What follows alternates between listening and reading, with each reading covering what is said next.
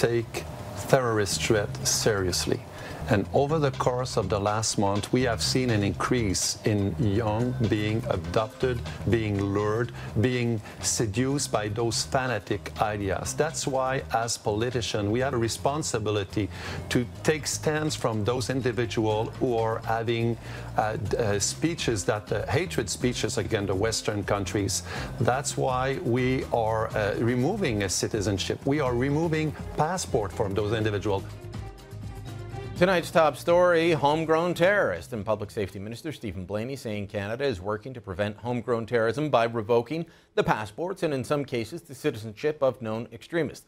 Well, last week a Hamilton man named Mohammed was killed fighting for ISIS in Syria. Toronto Star columnist Rick Salutin recently penned a piece on this, citing youthful idealism and adolescence as the reasons for joining ISIS. Rick joins me now from Toronto. Rick, is it youthful idealism? Is it just adolescence that leads these guys to join the jihad? I think there's more to it. I didn't say it was their reasons. I said that was the context.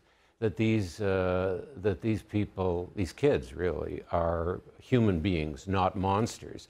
And if you want to deal with it, you have to try and understand where this is coming from and provide alternate context so that they aren't taken advantage of or don't mess their own lives up and the lives of a lot of other people. You could see Harper in the excerpt you showed trying to make light of it with his New York audience, saying, who knows what's with these weird kids. I don't think he was making light of it. Well, I think he was saying that it is puzzling when you've got a kid who was born in Canada, of Korean parents, grows up in London, Ontario, and he's off in the middle of Africa fighting for the jihad. That is puzzling to everybody. Do you know any adolescents? I mean, it is a puzzling phase, and it's puzzling above all for the people who are in it.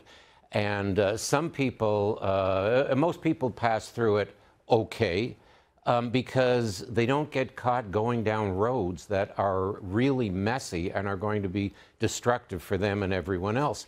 But that can happen, and it's the responsibility of the adult world, I think, to try and take some responsibility for those contexts and to understand what those kids are going through. That list you read off of that document describes almost every adolescent. I don't know, secret lots of time online, alienated from society. This is how you grow up.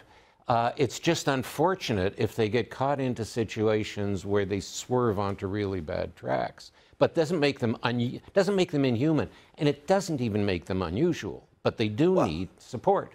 Look, I get what you're saying. We both have teenage sons. I get what you're saying, that young people can be easily swayed to going down the wrong track. It's confusing being an adolescent. I think there's a difference between being a 15-year-old that maybe starts running with a crowd that is into petty theft or vandalism than what we saw with Mohammed, the kid out of Hamilton. He's 20 years old, and he goes over and joins this. I want to play a clip for you and tell me that this isn't more than what you're talking about. This is a young Canadian who did an interview with Vice News talking about when they're going to stop. Let's roll clip.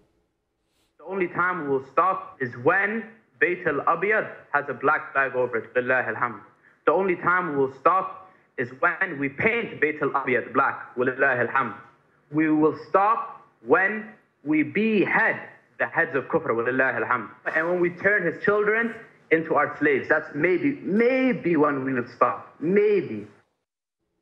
I'll admit there's a lot of bravado in what that kid is saying, but there's also a lot more than just running with the local hoods. It's, I think what you get in adolescence is a mix of extreme idealism, extremism itself, an openness to violence, a difficulty making distinctions and gradations, and it can go in almost any direction. There's no way to stop those tendencies in adolescence, but you can hope to provide alternatives so that the worst doesn't occur, which has occurred in some of these cases.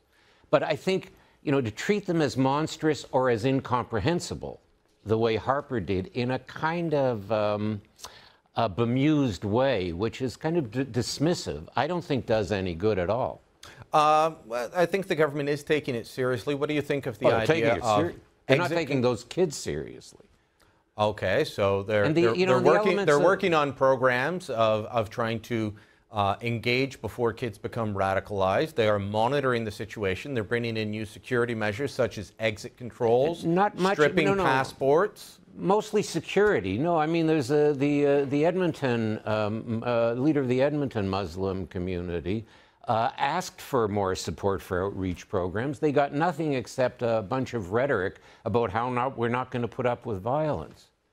I don't think they are taking it. I don't see the signs of taking it seriously. But Brian, here's the other point. We don't have that much time, I know. But the other way of taking it seriously is to look at the situation in that region and what has led up to it. And it is, you say do something. I agree, do something, but it's better to do nothing than to do something stupid that's going to make the situation worse. That's what the invasion of Iraq did. That was a do something moment, and it led to exactly this. So it just let ISIS continue to roll through? I didn't say that. No, I didn't say that. What do you do? Do you feed the refugees like the NDP wants, but just keep them ahead of the tanks? What? Well, I think it involves a rethinking of policy in the region. Right now, you've had Muslim country after Muslim country bombed by Western planes.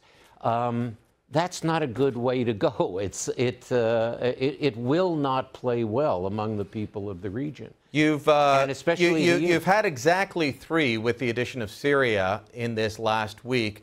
More Muslims killed by Muslims. I'm talking the last 10 years. I'm talking Afghanistan, I'm talking Iraq, and I'm talking Syria now. Libya. So, okay, Yemen. fine, Libya. So, there's more violence committed by Muslims. Don't bring in this Western crusade idea. When there's more Muslims killed by other Muslims who view them as being wrong than there are killed by Western crusader nations, as they would put it. Yeah. So let's not haggle over whether or not it's a crusade. But what does have to be taken into consideration is the feelings of people in the region, whatever you think the objective reality is.